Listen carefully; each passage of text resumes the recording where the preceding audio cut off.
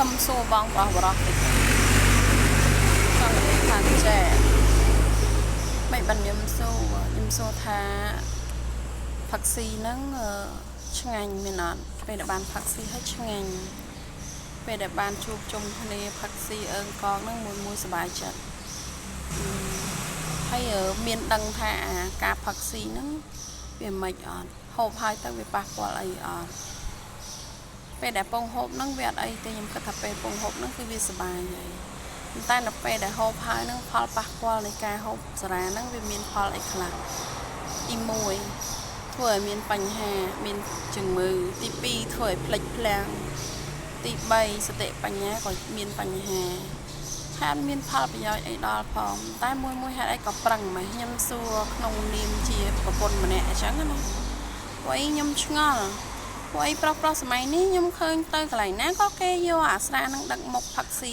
ល្ងាចឡើងតនេគេជួបជុំពួកម៉ាក់ពួកភឿនគេផឹកស៊ីអញ្ចឹងទៅតនេគេធ្វើការហត់ហើយគេហៅរកគ្នាអញ្ចឹងទៅ2នាក់3នាក់អីចឹងទៅចុះឲ្យប្រពន្ធនៅផ្ទះនោះមានដែរយល់ពីអារម្មណ៍ប្រពន្ធណាងាកឡើងគេលក់ដូររ៉ូស៊ីដូចគ្នាគេហត់ដូចគ្នាហើយងាកឡើងគេទៅផ្ទះគេដាំបាយគេធ្វើម្ហូបមើលកូនគ្រប់សពចឹងទៅហើយចុះយើងជាប្តីទំនួលខុសត្រូវគួរតែមានគួរតែគិតប្តីក៏ប៉ិតប្តីគឺជាចំណែកធំមួយនៅក្នុងគ្រួសារហើយក្តីសុខរបស់ប្រពន្ធកូនគឺប្តីនឹងឯអ្នករកឲ្យខ្ញុំឆ្ងល់ត្រង់ហ្នឹងដែរហេតុអីក៏ប្តីភាគច្រើនចូលចិត្តយកអាស្អីគេនឹងមកដាក់មុខម៉ែគួរតែគិតឲ្យច្រើនពីគ្រួសារយើងគិតពីសុខភាពខ្លួនឯងគិតថាអានឹងវាបើយើងធ្វើឲ្យវាបានផលល្អសម្រាប់យើងអត់តែវាផ្ទុយស្រឡះហើយនេះក៏ខ្ញុំមិនចង់សម្ដៅលើណាម្នាក់ដែរខ្ញុំចង់និយាយថាជាទូទៅគឺខ្ញុំឃើញវាអញ្ចឹងល្ងាចឡើងសបាយអើងកងជួបជុំមិត្តភ័ក្តិហើយចាប់ប្រពន្ធចាស់កូន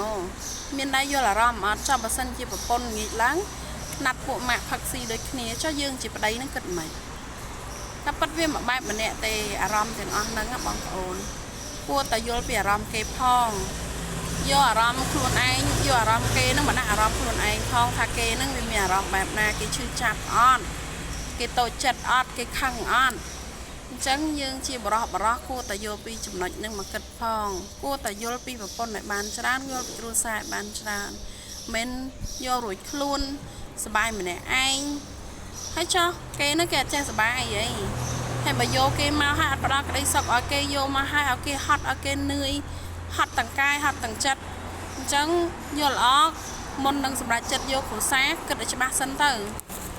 ចាំយកគ្រួសារអាហ្នឹងជាយោបល់របស់ខ្ញុំណាខ្ញុំមិនសម្ដៅលើណាម្នាក់ទេប៉ុន្តែបើសិនជាចង់មានគ្រួសារត្រូវមានទំនួលខុសត្រូវអរគុណ